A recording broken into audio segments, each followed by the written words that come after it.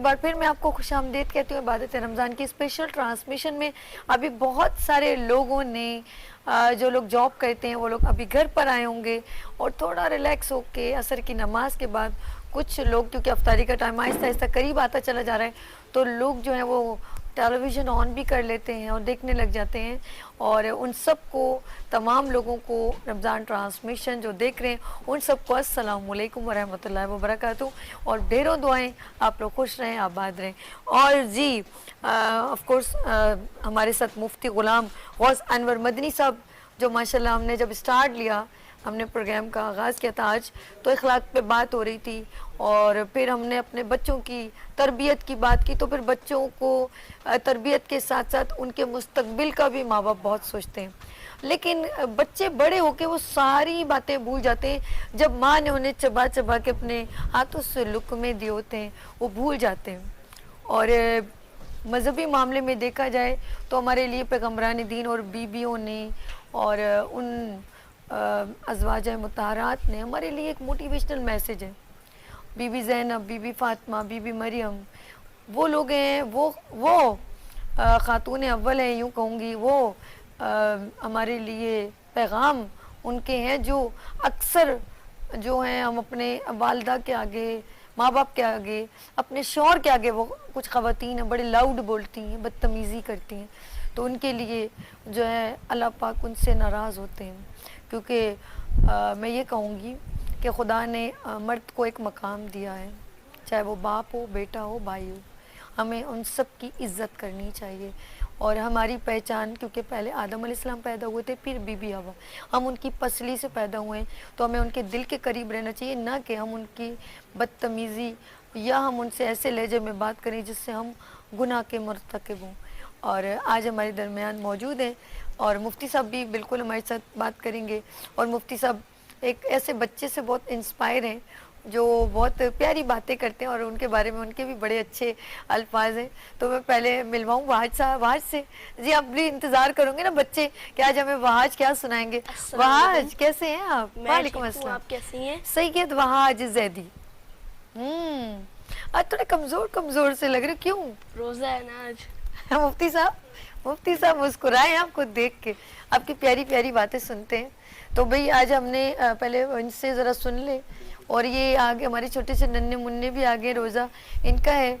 محمد سلار جہاں آگے ہیں. کبھی کبھی ہمارے پاس 4-5 بچے ہوتے ہیں اور آج ہمارے پاس 2 بچے ہیں, اور اس لیے کہ آج ہمارے کچھ سیگمنٹ زیادہ تھے تو آج ہم نے ذرا بچوں کی تھوڑی ہم نے کم کر دیا.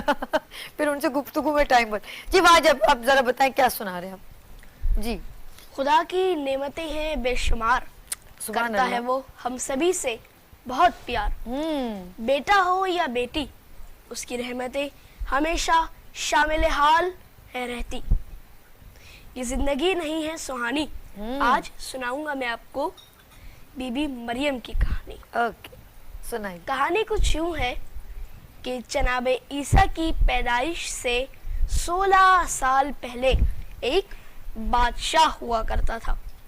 وہ بادشاہ بہت جابر تھا, ظلم کرتا تھا, اور اس زمانے میں مظلوموں پہ ظلم کرنا, مظلوموں پہ ستم ڈھانا عام تھا. اور مظلوم کہتے تھے ایک مسیحا آئے گا جو ہمیں نجات دلائے گا. ایک دن اس بادشاہ نے ہی ایک خواب دیکھا. خواب میں پایا کہ ایک بچے کی ولادت ہوئی ہے. سب لوگ اس بچے کے پاس جا رہے ہیں, اس بچے کو دیکھ رہے ہیں, اور اس کی حکومت خطرے میں ہے. اس کی کرسی ہل رہی ہے.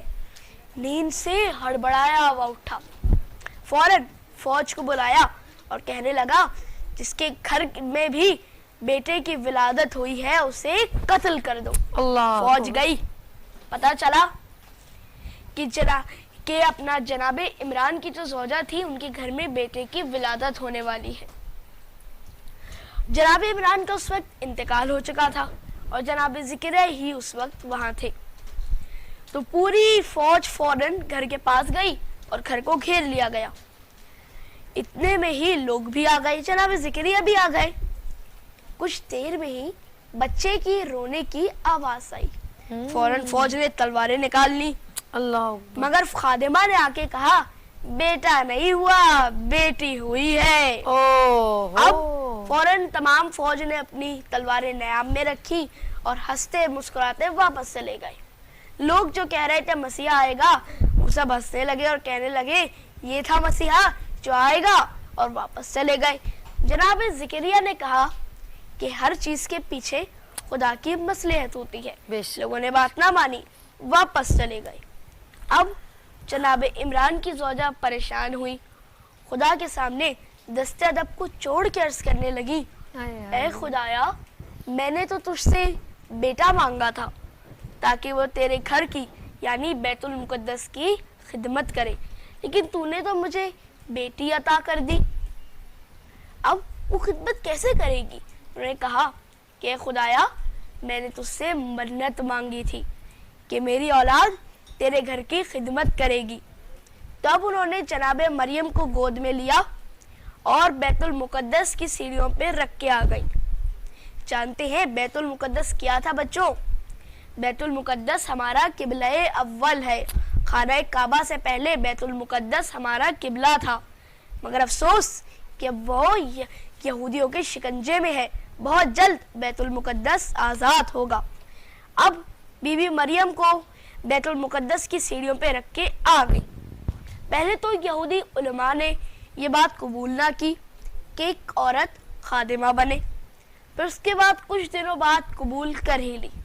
بی بی مریم تھوڑی بڑی ہوئی, کچھ دنوں بعد ان لوگوں نے خدا کے گھر کی خدمت کرنا شروع ہوئی. جب وہ بڑی ہو گئی, دن کو روزے رکھتی تھی, شام میں افطاری, اور پھر اس کے بعد وہی رات میں عبادت خداوندی کرتی. سبحان اللہ سبحان اللہ. انہیں جو افطاری میں کھانا تو ان کے پاس ہوتا تھا, وہ کھانا وہ ان غریبوں میں دے دیتی جو خدا کو چاہنے والے ہوتے تھے, غریبوں کو دے دیتی. ایک دن جناب زکریا آئے, بی بی مریم کے حجرے میں گئے. کیا پایا کہ وہ عبادت کر رہی ہیں. برابر میں ایک ٹوکری رکھی ہوئی ہے, ٹوکری میں پھل بھی ہیں, بہت سارے میوے بھی ہیں. پریشان ہو گئے, پوچھنے لگے اے مریم یہ کیا ماجرا ہے؟ تو انہوں نے جواب دیا, بلکہ آپ جانتے ہیں انہوں نے جواب کس طرح دیا؟ انہوں نے منہ سے بات نہیں کی, انہوں نے زبان سے نہیں بولی, بلکہ انہوں نے آسمان کی جانب اشارہ کیا. گویا یہ کہنا چاہتی تھی کیسا کیسے ہو سکتا ہے کہ میں خدا کے بندوں کو کھانا کھلاؤں اور وہ مجھے بھوکا رہنے دے. تو اس سے ہم نے کیا سیکھا کہ جو بھی خدا کے بندوں کو, غریبوں کو کھانا دیتا ہے, ان کی مدد کرتا ہے, تو خدا انہیں ایسے ہی نہیں چھوڑ دیتا, خدا انہیں ان کا صلہ دیتا ہے. سبحان اللہ سبحان اللہ.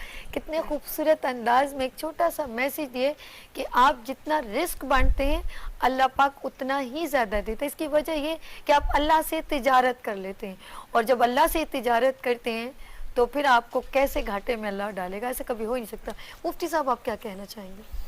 جی ہاں بالکل, میں یہ کہوں گا کہ جس طرح ابھی انہوں نے واقعہ بیان کیا ہے حضرت بی مریم رضی اللہ تعالی عنہا کا, یہ واقعی بہت ایک قرآن مجید فرقان حمید کا اچھا اور بہترین واقعہ ہے. اگر اس میں سے سیکھا جائے تو بہت کچھ سیکھنے کے نکات اس میں موجود ہیں. حضرت بی مریم رضی اللہ تعالیٰ نے جیسا بھی بتایا ہے کہ انتہائی پاک دامن عورت تھیں اور انتہائی عبادت گزار, تقوی اختیار کرنے والی, کہ جو رات کو اللہ تبارک و تعالیٰ کی عبادت کرتی, دن میں روزے رکھتی. تو ہماری ماں بہنوں کو بھی یہ چاہیے کہ وہ ان ہستیوں کی ہسٹریوں کو پڑھیں. ان کی زندگی کو جب ہم پڑھیں گے تو ہماری ماں بہنوں کے اندر بھی ایک تقوی اور ایک خوف خداوندی آئے گا کہ کس طرح ان ہستیوں نے اللہ تبارک و تعالیٰ کا قرب حاصل کیا.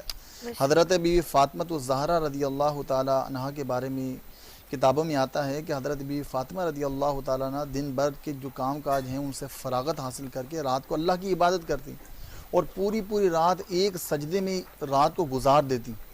اور پھر جب صبح سورج نکلتا تو حضرت بی فاطمہ الزہرا رضی اللہ تعالیٰ عنہا اللہ تبارک و تعالیٰ سے عرض گزار ہوتی کہ باری تعالیٰ تو نے اپنی رات کتنی چھوٹی بنائی ہے, میرا تو ابھی ایک سجدہ بھی مکمل نہیں ہوا. تو اس سے معلوم یہ ہوا کہ یہ نفوس قدسیہ نے اللہ تبارک و تعالیٰ کی عبادت کر کے اللہ تبارک و تعالیٰ کا قرب حاصل کیا ہے. اور جس طرح ابھی بتایا ہے کہ میں مخلوق خدا کی مدد کر دیتی ہوں تو اللہ تبارک و تعالیٰ مجھے عطا فرماتا ہے. اور اس میں میں یہ کوٹ کروں گا کہ حضرت بی مریم رضی اللہ تعالیٰ عنہا کو جو پھل میسر ہوتے تھے، علماء کرام ارشاد فرماتے ہیں کہ سردیوں کے پھل گرمیوں میں ملتے تھے اور گرمیوں کے پھل سردیوں میں ملتے تھے. حضرت زکریا علیہ السلام نے جب ان تمام چیزوں کو دیکھا تو حضرت زکریا نے پوچھا کہ اے مریم یہ کہاں سے آئے؟ تو رب کا قرآن کہتا ہے قالت ہوا من عند اللہ، حضرت مریم نے کہا کہ یہ اللہ کی طرف سے ہیں.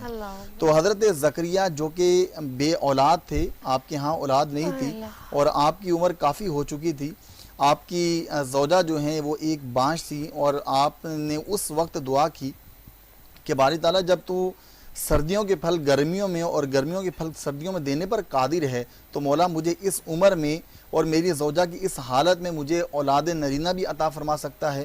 تو اللہ تبارک و تعالیٰ نے فوراً ہی حضرت زکریا علیہ السلام کی دعا کو قبول کیا اور حضرت جبرائیل کے ذریعے آپ کو خوشخبری دی حضرت یحییٰ علیہ السلام کی. تو اللہ تبارک و تعالیٰ نے آپ کو اولاد نرینہ عطا فرمائی. اس سے ہمیں یہ بھی معلوم ہوا ہماری وہ حضرات جتنے بھی ہیں کہ جن کے ہاں اولاد نہیں ہے اور وہ شکوہ اور شکایت کر دیتے ہیں اللہ کی بارگاہ میں کہ یا اللہ میرے پاس اولاد نہیں ہے، میں نے تیرا کیا بگاڑا تھا، شکوہ اور شکایت کرتی ہیں. تو انہیں یہ سوچنا چاہیے کہ جب اللہ تبارک و تعالیٰ حضرت زکریا علیہ السلام کو 100 سال کے بعد حضرت یحییٰ علیہ السلام عطا فرما دیتے ہیں تو وہ رب کائنات ہر چیز پر قادر ہے. اگر وہ چاہے تو آپ کو 10 سال بعد اولاد عطا فرمائے، 15 سال بعد اولاد عطا فرمائے، چاہے تو نہ عطا فرمائے. یہ اللہ تبارک و تعالیٰ کی مصلحت ہے اور یہی اللہ تبارک و تعالیٰ کا عدل و انصاف ہے. سبحان اللہ سبحان اللہ. برہان ہمارے ساتھ موجود ہیں، نعت خواہ ہیں، ان کی نعت سنیں گے، لیکن اس سے پہلے یہ چھوٹے سے شہزادے سے تو بات کروائیں. مائک دیجیے گا برہانی نے. السلام علیکم. وعلیکم السلام. کیسے ہیں آپ؟ ٹھیک ہوں. اچھا روزہ کہاں رکھا، الماری میں یا فریج میں؟ کہاں رکھا ہے؟ فریج.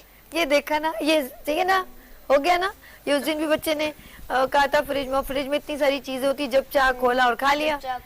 یہ دیکھو یہ غلط بات. تو الماری میں رکھنا تھا نا، ابھی کسی نے کھول کے کھا لیا اور پھر اتنی مشکل سے آپ نے رکھا تھا.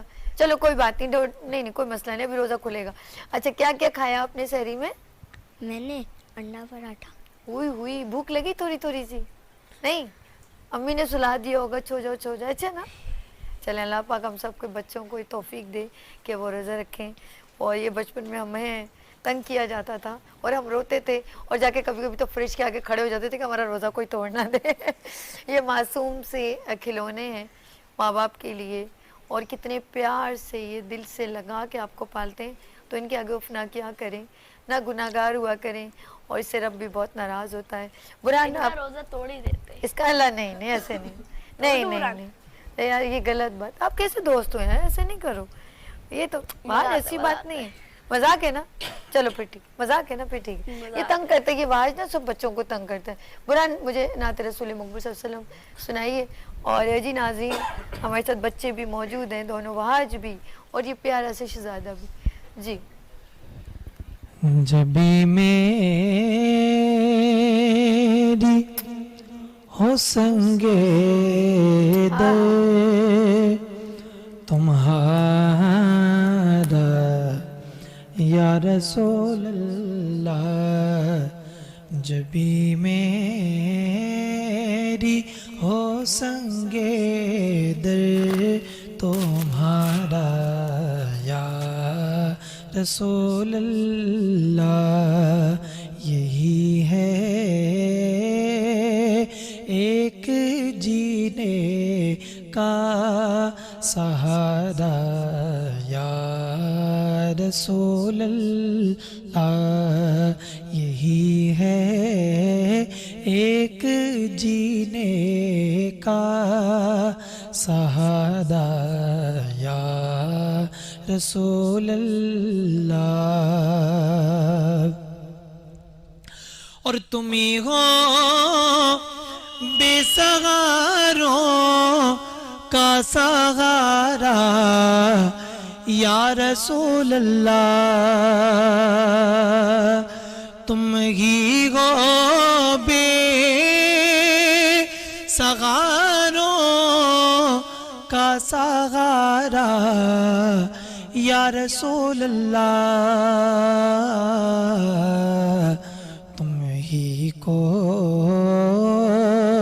ہر دکھ دل نے پکارا یا رسول اللہ، تم ہی کو ہر دکھ دل نے پکارا یا رسول اللہ۔